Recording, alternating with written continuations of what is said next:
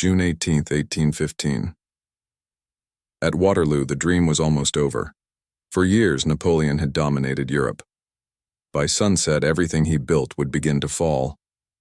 In 1769, on the island of Corsica, Napoleon Bonaparte was born far from the center of French power. Few could imagine how far his ambition would carry him. The French Revolution shattered the old order. For a young artillery officer with talent and ambition, chaos also created opportunity. Napoleon rose quickly. At Toulon and then during the Italian campaign, bold victories transformed the young general into a hero of the Republic. In 1804, inside Notre Dame Cathedral, Napoleon became Emperor of the French. The revolutionary soldier now stood at the summit of power. At Austerlitz in 1805, Napoleon defeated the combined armies of Austria and Russia.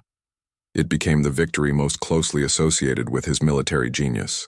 At his peak, Napoleon reshaped much of Europe through conquest, alliances, laws, and institutions. But an empire built on constant war could never remain still. In 1812, Napoleon invaded Russia.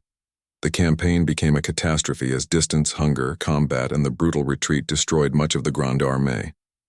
After exile, Napoleon returned for one final gamble. At Waterloo, British and Allied forces ended the 100 Days, and his rule, for good. Exiled to Saint Helena, Napoleon spent his final years far from Europe.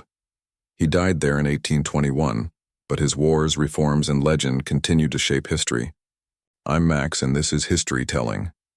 Empires, battles, and famous names are only part of history. What really matters is understanding the choices, ambitions, and consequences that shaped the world we inherited. If you enjoyed the story of Julius Caesar, subscribe to History Telling, because history isn't just told, it's brought to life.